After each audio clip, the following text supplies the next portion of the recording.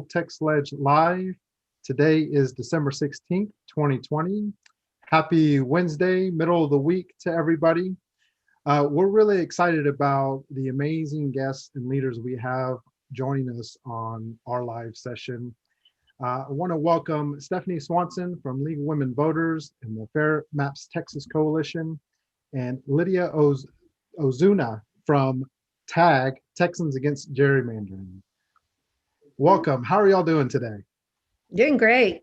Good. How are you? Doing pretty good.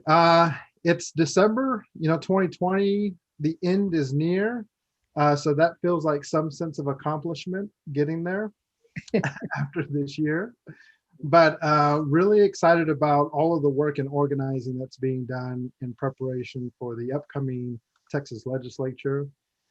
And we know that redistricting is going to be a huge part of that, which is why we're having this conversation today, because y'all have been leading some of the organizing, the information, the education, and just the efforts around redistricting and people being a part of this process that Texas is going to go through. And so I want to talk about one of the most recent efforts that you guys had, which was this December, in the month of December, just this last week, I believe, around capturing testimony for redistricting. Talk to us about, well, how this effort came about. And you know what, I'll tell you what, if you want to talk to us a little bit about your organizations first and why this work is important to y'all, that would be great as well. My apologies for skipping over that important step. No worries at all. Well, the League in general has always tried to fight for equality when it comes to your vote. We want everyone to have equal access to the ballot box, and we want our votes to count equally. And so back in 2017, I went to the League to see if they wanted to work together with other organizations on redistricting. I also went out to Common Cause, and they know each other pretty well and work together. And they said, yeah, we can totally work together. And then the League asked me to lead their redistricting efforts on it. And so that's about the time that we started the Fair Maps Texas Coalition. And Lydia Ozuna with Texans Against Gerrymandering came on soon thereafter, as well as the Texas Civil Rights Project, the ACLU, Texas Progressive Action Network, Clean Elections Texas, and several others. Lydia, did you want to explain your interests? In 2017 also, in that, I think it was either midsummer, somewhere around there, ACLU People Power Project put out a call for groups to form around redistricting reform for Texas. And we started a group here in the Katy area. And we started meeting, and we met through 2017. And when we looked at the scope of the problem in terms of the state, we started looking for friends to help us in that effort. And we found Fair Maps, and we joined up with them and have been collaborating, as well as running our grassroots organization here in our area.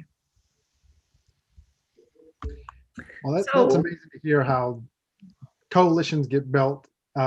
We know that this is important work that we build coalitions. And this Fair Maps Texas Coalition has been something that has definitely been getting passed around to people. We want people to know, if you are interested in redistricting, join Fair Maps Texas Coalition, be a part of those conversations. We have the announcements page linked, as well as the group linked in our post. And so please join that so that you are able to be informed and stay in the loop around the work that's being done. So I want to go back to the public input hearings and get everyone up to speed on that. So after, it was during the 2019 legislative session, actually. So we missed our chance to get legislation through for an independent redistricting commission. I know a lot of people, especially Indivisible, came out to the committee hearing that we had to support the legislation. Last legislative session was the first time in 8 years that the redistricting committee had met to consider redistricting legislation. And that was because many of you actually sent in emails, made calls, put pressure on them just to hold a committee hearing to have our voices heard in the process. And like I said, I know a lot. I know a lot of the people that did that were actually from Indivisible. So it worked. We got our voices heard. Our legislation didn't move anywhere though, and we needed to pretty much have that legislation get through. Legislation for reform, I should say. So something like an independent redistricting commission. We would have even taken, steps to make the process more transparent, fair, and open. But yeah, nothing got through the committee. So because nothing made it through, we knew that we were stuck with the system that we had. So we immediately had to take steps to improve the process that we were working in. And we want to make that more fair, transparent, and open. Those are words that I'm going to keep repeating probably during this segment. So, the House Redistricting Committee had decided to hold 3 organizational hearings, which are different from the committee hearings. And during those organizational hearings, the purpose was to get the committee ready for the next round of redistricting. And at the first organizational hearing, the chair of the committee, Phil King, showed up and said, we're going to have 3 of these hearings. And at the 3rd hearing, we're going to invite the public to provide input on where we should hold these public input hearings around the state. So because our legislative session is so short, we only meet for 5 months. And because we're Texas and we're like the Wild West, apparently still, we only meet every other year for our legislative session, which is very unusual. There are only a few states in the nation that still do that. Because of this, though, the legislature claims that they cannot hold these public input hearings during the legislative session, so they choose to hold them during the interim between sessions. And then the reason that they have to hold these hearings, or the reason that they choose to hold these hearings, because not all states do, but the reason why Texas chooses to do so is because we have had a significant, severe history of racial discrimination in our state. And so Texas has been found to have intentionally discriminated or violated the Voting Rights Act for the past 50 years. So every decade in the past 50 years, we have had this problem. And what judges like to see who are presiding over this litigation, they like to see, well, a good question, did you try to include the public? And so in order to check that off their list, that's what the legislator chooses to do, is to go around the state and hold these public input hearings. So let's go back to the House committee. They said that they were going to hold 3 organizational hearings. At the 3rd one, they're going to invite public testimony. Lo and behold, they never held that 3rd hearing, and they never got public input. And so our groups and our organizations in the coalition were already preparing testimony on where those public input hearings should be. In 2011, they held these hearings in very small locations. A lot of them were. So to give you an example, I think it was, oh gosh, I always have a hard time remembering. Lufkin, Marshall, Rockport. They're like super, super small locations. Maybe not Rockport. I think Rockport was on the list this time. But, here in the current day, fast forward to 2020, again, 2019, I guess, they were picking the same cities for these public input hearings. And like I said, they didn't take any public input. So our group started writing them letters and raising a red flag, like, hey, wait a second, you didn't include us. What's going on? We'd like you to at least commit to holding 1 public input hearing in all of our major metroplex areas, Houston, Dallas, Fort Worth, because currently they weren't even doing that. So we asked them to commit to holding hearings in certain big city locations, because that's where all of our growth has been. And so that's where a lot of these changes are going to need to be made in the district maps, right? So they wrote back and said, no, we're right, you're wrong. We wrote them another letter. And finally, around that same time, a federal district court in San Antonio was considering putting the state back under pre-clearance. Pre-clearance was gutted, as a lot of you guys may know, in 2013 with the Shelby County versus Holder ruling. It was part of the Voting Rights Act. It said that if states and jurisdictions that had a history of discrimination had to get any changes in their election laws approved by a federal authority, and that included redistricting maps. If they wanted to close down polling locations, anything like that, it had to go and get approved by the Justice Department, basically.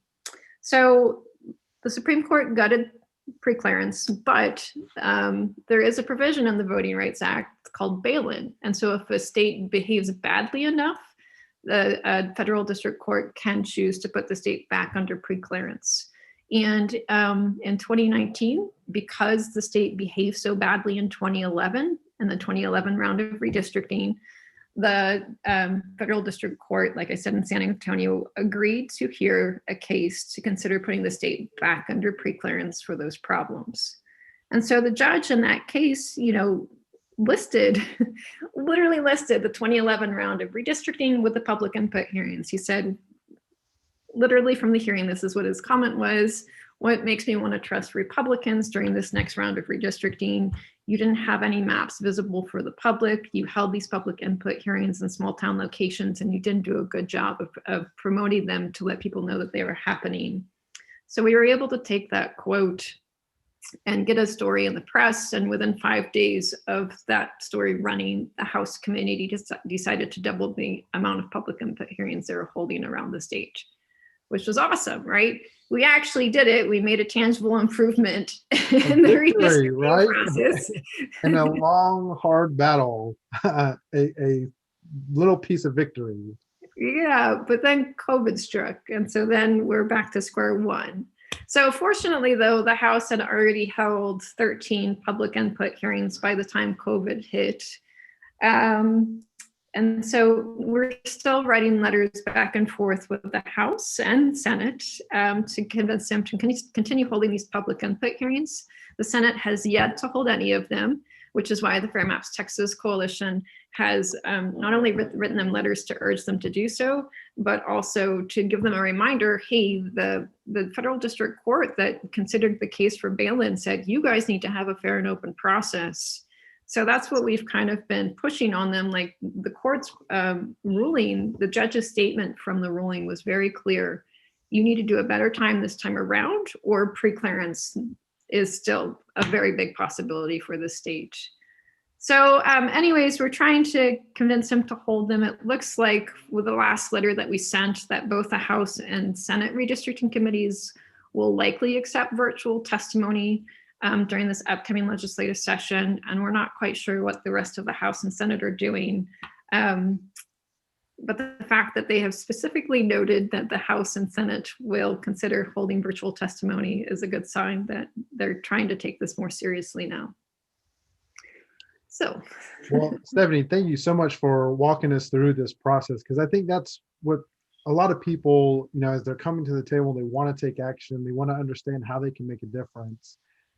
Being able to see the steps that had to be taken and the opportunities that arise from different situations, like that, court case that allowed, the leverage to be able to move forward to expand those hearings. It's really important for people to know that it is going to be difficult. Anything that we try to advocate for to continue to try to improve Texas so that Texas can progress in the ways that so many Texans are wanting it to see. So the difficulty is absolutely going to be there, but we can make these differences by organizing in this work that's being done. And so just a huge testimony and to that. And then, we have things like pandemics that we don't predict that ends up throwing a little wrench in the plans and in the work. But we can still overcome that, and we can still continue to organize. And that's where this testimony that you guys had in December was so exciting to see, how you organize that and the participation that happened around that. And so definitely feel free to expand on any of the steps that you guys had to take. Lydia, if you want to jump into that, or if you guys want to talk about that. Alex, I want to piggyback on something that you said about the pandemic coming up. It was a curse in that it stopped the hearings, right? However, it has given us another opening, because this medium that we're using right now allows us to communicate with so many more people than we have had been able to in the past. So in looking back at it, I know for our grassroots organization, it has been wonderful, because people don't have to worry about traveling anywhere to go to a meeting, and it's a lot easier this way. So our outreach is bigger. And the big difference is that not only are people tuning in and listening, but they are also willing to pick up the phone and call, or send an email, or use Twitter, or whatever avenue they choose to communicate with their elected officials and express their need for fair maps and an open and transparent process, right? So that is what keeps us going, is seeing the response from the community, right? And saying, okay, so because the strength is going to come from the number of people who step forward and say, this is important to me too, right? As a citizen of this state, it's extremely important to me and to my family because it impacts our lives, right? So that's my take. The public input hearings, we would not have had if it hadn't been for them canceling the hearings, right? So the virtual medium has worked to our advantage, and it puts a spotlight on what our elected officials are not doing, right? So they're currently saying that they can't continue these public input hearings because the current House and Senate rules don't allow for virtual hearings. But one of the letters that we wrote to them, we argued that these are public input hearings, they're not official committee hearings, you're not voting on legislation, you're just taking input from the public, not really, it's not a necessity to have, to follow the House or Senate rules completely down to the last. Anyways, they declined to continue holding them. And they say that they're going to possibly do so, pick them up, hopefully at the beginning of the legislative session during the first 2 months when there's not much going on. I wanted to definitely tell people what, if you do want to provide public input, public testimony, I wanted to give people an idea of what that looks like. We have on our website, the Fair Maps Texas website, we have testimony guides. We have presentations up and stuff like that you guys can go through. So if you wanted like a background redistricting 101 talk, it's there. You can just, tab through the slides and kind of get a gist for some of the important information that we like to highlight. But I know here at Indivisible, you guys work in coalition with a lot of groups around the state. So that is the type of stuff that we can include in our public testimony. I think what we at Fair Maps would like to emphasize is that we're going to have to probably build coalition districts. We being people of color around the state, so the African American community, the Latino and Hispanic communities are going to have to get together and work together to advocate for majority minority districts that are called coalition districts. Because Indivisible works with a lot of different groups around the state, that's something to keep in mind. And what you want to include in that testimony is, this is the area that I work in. If you, for example, Fort Worth. My community is Fort Worth. These are the groups that I work with. These are the bounds of the city or the neighborhood that I work with. And these are the issues that I work on. And it's very important that you have, if you have had any instances of discrimination that have come up in the past, 10 years, I guess, any instances at all, to include that in the testimony, because it gives it more weight for sure. Awesome. And I'm going to share my screen real quick so that we can show people the website for Fair Maps Texas so that they can see.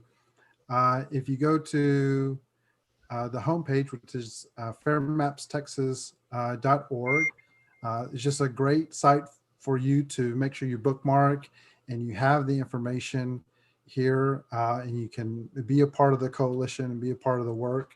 But then within the testimony guides, this is what you're referencing, Stephanie, that this really breaks down for people so that they feel comfortable in terms of what's going to be the relevant, important information that they can share to highlight the need for a transparent and open process when it comes to redistricting. So that first one on top is on communities of interest, and that was kind of what I was just describing. Like you describe your community, like what's present in the community, what issues you're working on. And then the testimony guide below that is from the Texas Civil Rights Project. And this one is the recommendations to create a fair and open redistricting process. So from all the stakes that were made in 2011, we have taken those into consideration and made a list of recommendations we call the Fair and Open Campaign. And we ask that, if you have the ability to include some of these recommendations in your testimony. For example, we want the committee to hold a public input hearing after the maps have been drawn, but before they pass out of committee. And we know that was a problem in the 2013 round of redistricting. Republicans had actually passed maps out of the committee without showing the full committee first. So they didn't even include the full committee, let alone the public. But this whole point is the public wants to have time to review the maps, to comment on the maps, because they're going to impact us for the next 10 years and they're going to represent our neighborhood. So we want to be a part of that process. And so these recommendations are the way that we want to slow down that timeline and get in that public input, and public comments on the maps. Yeah, because that could be a huge opportunity for change, right? Right. Oh, Lydia, it looks like we have you on mute. Sorry. The other resource that Stephanie just put out on YouTube was a recording of the testimony on this past Thursday.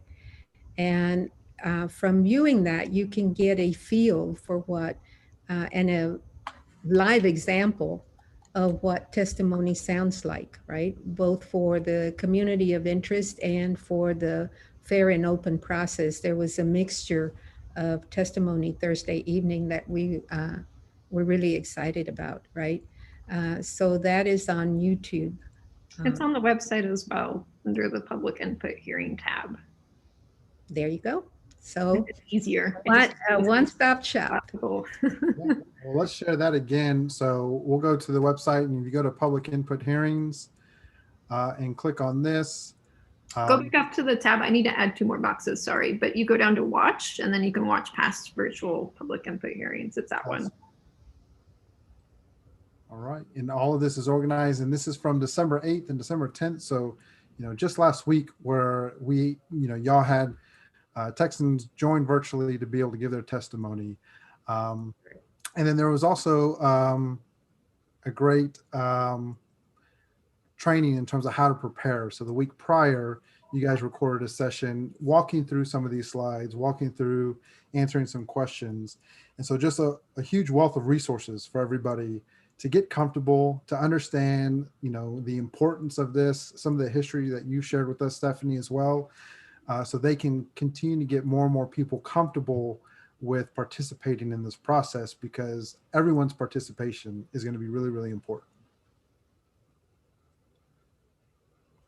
So when we look at redistricting moving forward, we've talked about, we're really pinning the legislative session to kind of kick off so that some of these, rules can be established so that we can understand, how we're going to be able to engage, if they're going to have virtual testimony available and things like that. Let's talk a little bit just about the redistricting overview of redistricting that people can anticipate, or what you're hearing from different legislators and partners in this work.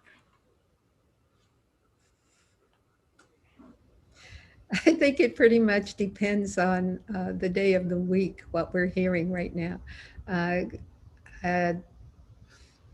They're so much in flux because they're trying to figure out how to hold their session during a pandemic, number one. And then number two, the other factor that is coming into play is the census data and when it's going to get to us. There are typical scenarios of where a typical legislative session, right? But this session is atypical, right? So Steph, you want to talk about the latest that we've heard from the census, and we can go from there. So for a regular year, like the year after the census is taken, is when that census data usually arrives in the state. So for us right now, it's going to be 2021. And so usually that census data would arrive in mid-March. I think April 1st is the very last day for them to deliver it to the state. At the national level, though, there have been a lot of problems with the data. And so I don't know if you guys followed along too much over the summer, but the census operations had to shut down their field operations because of the pandemic. They opened them up very last minute. And then, you know, a lot of states were, because we had the ability to, you know, respond online, and because they did a lot of outreach by mail and phone, we had okay coverage. But, you know, by the time they restarted field operations here in Texas, we were only at 60% completion. And then all of a sudden, for like, you know, less than a month, they're like, oh, we're done. We finished everything. And so what we found out, and what we heard from a lot of census workers here in the state, was that they moved to something called proxy data too quickly. Proxy data is when, you know, you have a field worker knock on someone's door. They're supposed to do that 3 times. And then on the 3rd time, if no one answers, they're supposed to go to your neighbor and just get a head count for how many people live in the house. And so they moved to that sort of data after the 2nd knock, unfortunately. And because of that, yes, they probably got a completion rate for the number of people. But a lot of the important information we need to uphold the Voting Rights Act, like race, ethnicity, and the other 8 or 9 questions that are on the census form, are going to be left unanswered. So there's a lot of questions in the air. There's a lot of uncertainty, I guess, about how accurate this data is going to be. And the Census Bureau themselves have even admitted that there are certain anomalies in the data that they need to go back and follow up on. Not only that, but they also have to do another quick round of field operations to check the accuracy of the data they've collected. And so they said that they're probably not even looking at getting that census data delivered to the president until after Trump leaves office. So that is going to leave everything up to Biden. That's not 100% though, so we'll just have to play it by ear and see what happens and watch it closely. So what that means for Texas, though, is that if that census data comes in after the legislative session in May, that means, yes, we will have to have a special session to draw the maps for sure. The legislator has always the first chance to draw the maps. You can't go straight to the backup commission. However, Ledge Council at a recent meeting that we were at had said that they have filed shell bills already, so they can start advancing those shell bills with American Community Survey data and maps based on that data. So again, with redistricting, it's always so complicated and up in the air. But if that census data does come in after the session, then they have to have a special session to finish those maps for sure. We know one thing that's unique in Texas is that we have this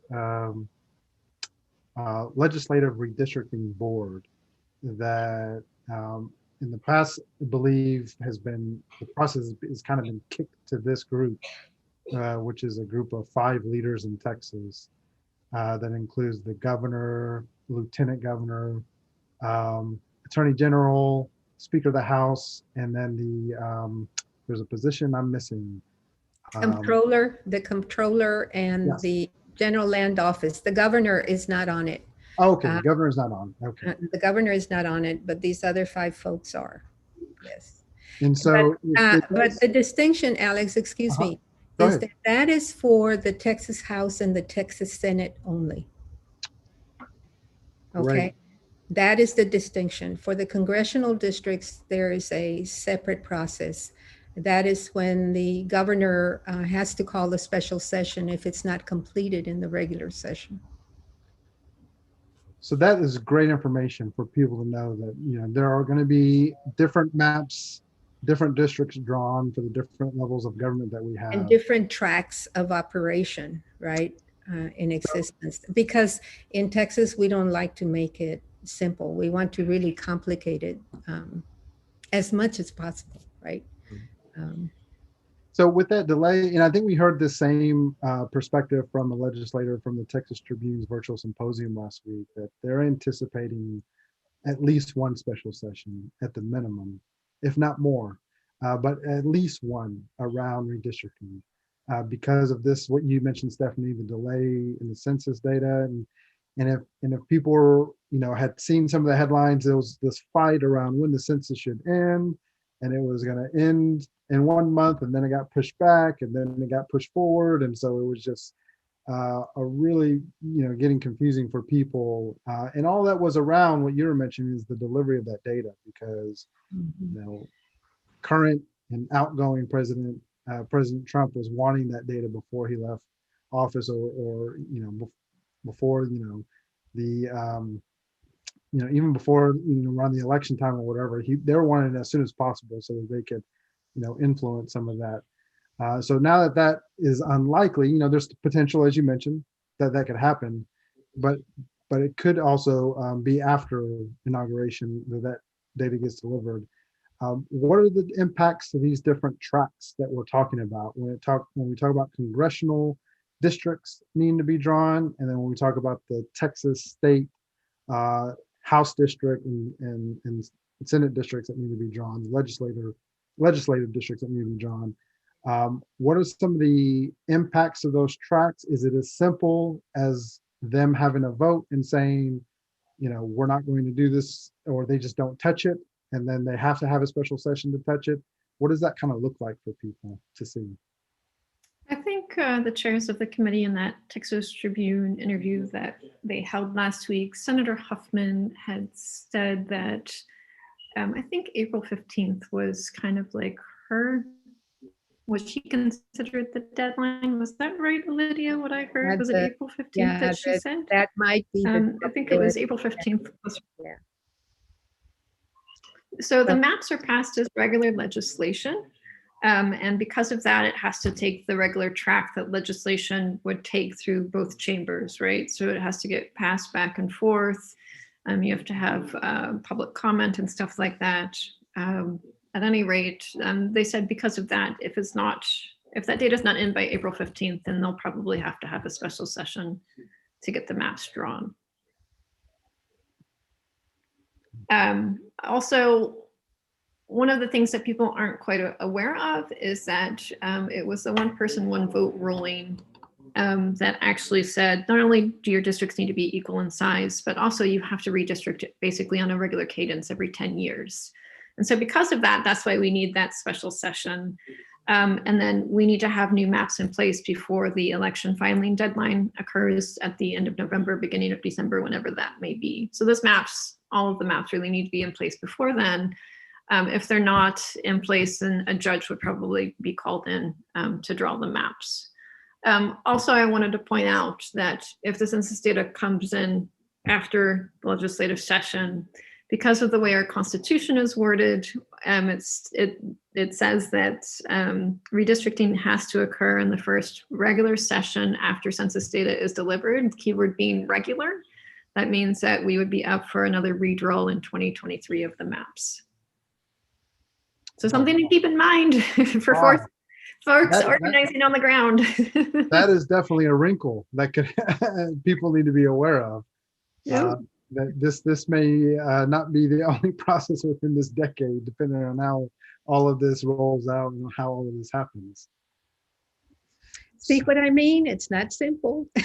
Yeah, and that's why when we go around talking about the state legislature, as you mentioned, Lydia, it's some of this is by design to be so confusing for people to be able to stay engaged. And so having champions and having leaders in these various areas that we care about, whether it is an issue you care about, like environment or education or healthcare, or when it's something like a process that takes place every 10 years with redistricting. I know when it comes to the legislative session, it's every 2 years. And so you're kind of scratching your head. What happened the last session? What were the rules? You're re-remembering everything you need to remember. I can only imagine going through a 10-year process and having to dust off the files and get re-familiar with everything you got to get familiar with. And so some of the actions that people can take, first, try to get informed around this. Fair Maps Texas website has a lot of great content to help you get informed. A lot of great content on their YouTube channel. This live session, share and watch so that you can get some content from this as well. That's kind of step number one. Try to get informed, but the action you can take is that y'all are planning a second round of virtual testimony for any Texan to be able to participate in across the state. And to Lydia's point, the pandemic has definitely brought in a lot of hardships, but one of the opportunities it's brought in is that we get to connect with Texans across the state, a little more effectively by having this kind of effort and option through a virtual testimony. And so let's talk about the upcoming sessions that y'all have for January so that people can mark it on their calendar and get prepared and be ready to participate in those. Lydia, do you want to fill them in? We're scheduled for January 6th and 8th. I believe that's a Wednesday and a Friday. We start at 6 o'clock in the evening. And we will be there until the last person gives their testimony. We formatted it so that it's like you're in front of the committee, right? So you have about 3 minutes to give your testimony. It will be transcribed. And that way we can forward it to you and you can then submit it to the House and the Senate committees. One thing to know also is that if you give testimony to one committee, that doesn't necessarily mean the other committee sees that testimony. So you have to submit the testimony to both because they have separate processes for that type of thing, right? I encourage people to give it a go. You can either do it with the camera on or you can do it with the camera off. So that's not a worry as long as you come forward and we hear your voice giving the testimony, or you can choose to just go the written route. And, that's what those aids are for. However, we have had a committee member from the Senate at both these past virtual hearings that we had, and his comment was that he really appreciated that we were using the same format that they would use, because that way when they got to have live hearings again, people would feel more comfortable coming forward. And I thought that was a very valid observation that he made. So one of the things about our group is not only do we want to enable change in our state, and we also want to make sure our citizenry is well informed about how to make that change, right? So it's a continuous process of helping people to learn all these processes because they can be confusing sometimes. Steph, do you have anything else to add that I might have forgotten? I think it's important for people to realize that redistricting is probably one of the most important processes in our democracy, and it's difficult for people to understand that. And I get it. It's hard for people to see what the effects of gerrymandering are on our democracy. And so right now, when you look at the state, because our maps are passed as regular legislation, whichever party is in control of the legislator at the time they draw the next maps will be in control of drawing what the maps look like. And what they do is they give their party an advantage. One of the problems with this, though, is that it moves the general election, like the true race for the election, to the primary. Right now, all of our districts in Texas are safe. They're already predetermined. They go to one party or another. And Republicans have heavily gerrymandered against Democrats right now. And so because of this, we can't hold our legislators accountable. Not only that, but it's really changed the dialogue of what issues and what topics get focused on at the legislature. In 2017, we had the bathroom bill, we had SB 4, which was the Show Me Your Papers anti-immigration law, anti-sanctuary cities. Last year, it was similar tones and notes. It was something like the bathroom bill. It was just a lot of discriminatory legislation, and people were very confused about why topics like this were being discussed at the legislature. At least I was. And so a lot of people don't realize that it's because of gerrymandering in these safe districts. If we want to vote these guys out of office, we have to go to the primary to vote them out. And a lot of times that means you have to cross party lines to do that. So it's just something to keep in mind. Also keep in mind that we can influence what the maps look like. That's what the point of these public input hearings are. A lot of people don't know that in 2011, a lot of the House delegation members themselves had a lot of input in what their districts would look like.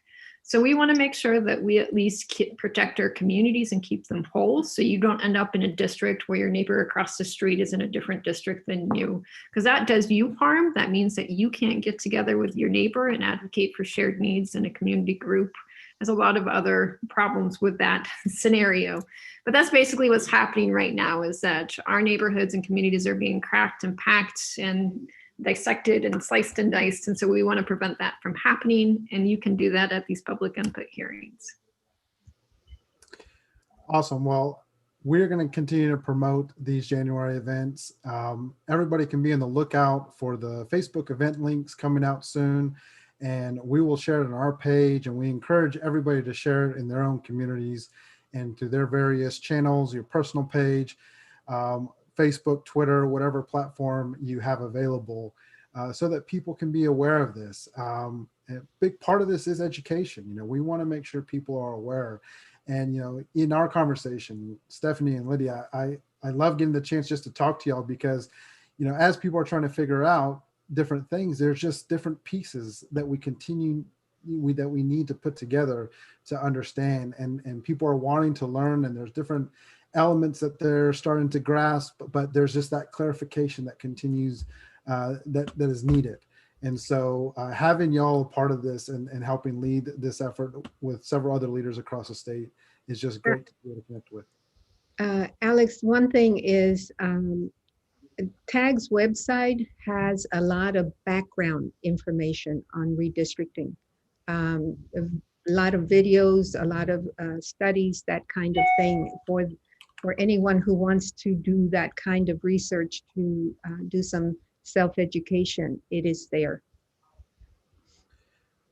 All right, I'm going to share with everyone real quick, and we're going to add the, I don't think I added the tag Texas link, so my apologies, Lydia, but I'm going to add it in That's our okay. post so people have it, and that way they can see the website. So when they click on it, they know what it's looking like.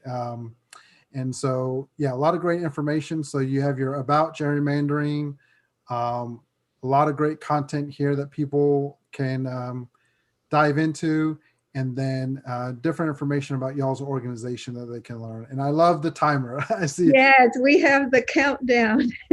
a lot of fellow partners and organizers are having their own countdown, because we're all paying attention. And so for those of you that are out there, it's 26 days until the legislative session starts. And it's kind of anticlimactic, because it starts and there's this big, you know, to do about it starting, but then it takes a couple of weeks, couple of months for things to really get rolling. Really. As committee appointments are done and all of these different steps in the process have to be taken.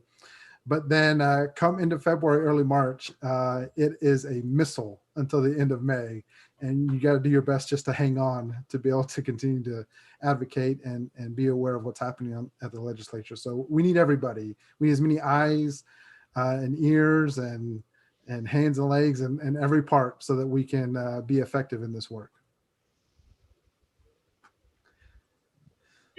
Well, Stephanie, Lydia, I want to thank you so much for your time today.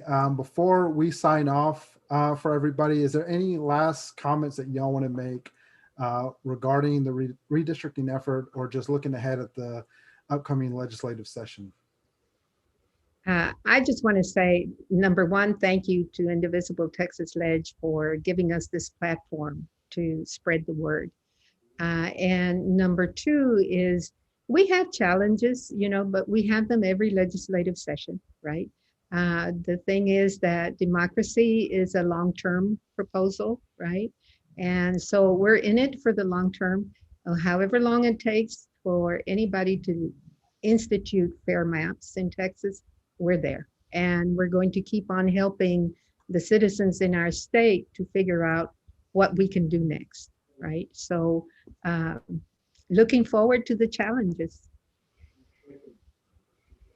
The legislative session should be interesting, but we definitely want to make sure that you guys stay engaged. It's super important that we watch, because this is our chance to have an impact on what the maps look like for the next 10 years. So we're going to need y'all's help to watch the process as it unfolds, to keep eyes on the legislator and to hold them accountable. And the work of fair maps can't be done without y'all. Like I said, you guys had a huge impact on the last legislative session. So we hope that you guys continue to partner with us and continue to support fair maps. Yeah. Absolutely. Well, Stephanie, Lydia, it's been a true privilege and pleasure to talk with you today. And we really hope this content gets shared with as many people as possible, and that people go to your websites and continue to participate in the actions that are available. Thank you so much for your time. Thank you. All Thanks, right, everybody. thank you.